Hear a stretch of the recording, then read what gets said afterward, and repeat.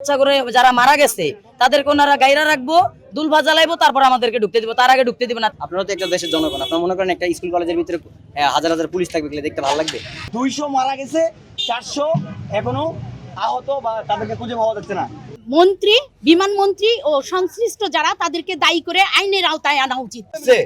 এটা কচি বাচ্চা গেছে, কচি বাচ্চাগুলোর জন্য ওনারা ঢুকতে দিতেছে না। ওনাদের কারণ হলো ওনারা বাচ্চা করে যারা মারা গেছে তাদেরকে ওনারা গাইরা রাখবো, দুলভা জ্বালাইবো, তারপর আমাদেরকে ঢুকতে দিব, তার আগে ঢুকতে দিব না। তারপর এখন আবার ওই যে আপনার টিচার যারা বাচ্চা করে পড়াইতো তারা বলতেছে তারা হিসাব দিব, তারা হিসাবটা কই থেকে দিব? তারা নিজেরাই তো কয়দিন পর বলাইবো, কইব কি যে নিখোঁজ হয়ে গেছে, এক একজনের কোনো স্টেশন নেই গা। ওনারা নিজেরাই তো নিজেকে খোঁজ রাখেন, আর বাচ্চাকে হিসাব করতে দিব। যার বাচ্চা হারাইছে সে সেনা বসতেছে, কেমন লাগতেছে? ছোট ছোট বাচ্চা, আমার হোক, আপনার হোক, আরেকজনের হোক। তাহলে এই বাচ্চাগুলোর হিসাব এই জায়গায় মনে করেন সাথে হইলো কি আপনার এয়ারপোর্টের সাথে এত বড় একটা স্কুল কেন হেরা দিল? স্কুল তো দিতে না করছে করে কইছে এই জায়গায় এই স্কুল দেওয়ার দরকার নাই, তারপর এরা কেন স্কুল দিল? এই স্কুল কেন দিলে এটার কৈফত আগে দিতে হইব, তারপর হলো বাচ্চাকে কৈফত। স্কুল না দিলে বাচ্চা মরতো না, স্কুল দেওয়ার কারণেই বাচ্চাগুলো মরছে। আমি দয়া করে রিপোর্টার ভাই করে আজ্জর করে বলবো যে আপনারা বিনীতভাবে অনুরোধ আপনাদের কাছে, আপনারা তাৎক্ষণিকভাবে এই তথ্যগুলো খুঁজে বের করুন যে বাচ্চাগুলো গেল কই, বাচ্চাগুলো কই আছে। জোর জবরদস্তি করার কোনো কারণ নেই। এটা একটা ক্যাম্পাস, এখানে একটা প্রাইভেট একটা কলেজ হইলো, আমরা পড়াশোনা করছি একটা স্কুল কলেজ, এখানে একটা ক্যাম্পাস, এখানে কোনো পুলিশ সভা দেয় না।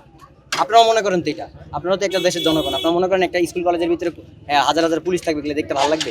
কারণ আপনি দেখেন, আমি আপনাকে বলি, স্টুডেন্ট মারা গেছে, গার্জিয়ান মারা গেছে, টিচার মারা গেছে, তারপরে ওখানে বুয়ার, আমাদের এখানে কিন্তু মাইলস্টোন একটা নিয়ম আছে, যারা ছোট বাচ্চা কাছে পড়ে ওখানে কিন্তু অনেক ধরনের আপনার যারা বাচ্চা কাছে দেখাশোনা করে, বাচ্চাদের সুন্দরভাবে রাখে, ওরা কিন্তু থাকে।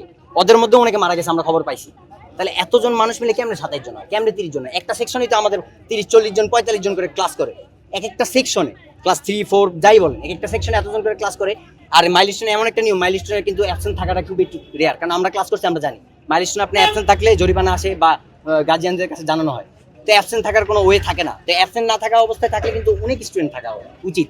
বিগত 3 সরকারের কোনো বাজেটই ছিল না এই উপলক্ষে। এই জন্য বিগত 3 সরকারের এই মন্ত্রী, বিমান মন্ত্রী ও সংশ্লিষ্ট যারা তাদেরকে দায়ী করে আইনের আওতায় আনা উচিত। আমি এটাই চাই। আমরা এখনো কনফার্ম করতে পারি না কেন নিষেধাজ্ঞা দেওয়া হচ্ছে, এবং আমরা বিভিন্ন প্রশাসনিক কর্মকর্তার সাথে কথা বলে এটাই জানতে পারছি যে গুজবগুলো ছড়ানো হচ্ছে বিভিন্ন সংবাদ মাধ্যমে, এরা সাংবাদিক না।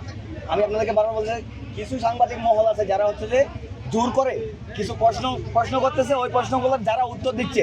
যেমন একজন শিক্ষার্থীকে আমরা উত্তর দিতে দেখছি যে 200 মারা গেছে, 400 এখনো আহত বা তাদেরকে খুঁজে পাওয়া যাচ্ছে না। আমরা শিক্ষকদের সাথে কথা বলছি, অ্যাটেন্ডেন্স নিয়ে কাজ করছি, যেখানে দেখতে পাইছি হচ্ছে যে 2টা ক্লাসরুম ছিল, 2টা ক্লাসরুমে 39 জন স্টুডেন্টের মধ্যে 36 জন প্রেজেন্ট ছিল, 3 জন হচ্ছে যে অনুপস্থিত ছিল। তাহলে ওখানে যদি 34 জন স্টুডেন্ট থাকে, আরেকটা ক্লাসরুমে যদি 32 জন স্টুডেন্ট থাকে, তাহলে ওই 200 স্টুডেন্ট মারা গেছে কোথার থেকে? আমার বোনের জামাই স্তব্ধ মানে হসপিটালে খুঁজতেছে, আদৌ এইখানে আছে না কোনো হসপিটালে খুঁজে পাওয়া যাচ্ছে না।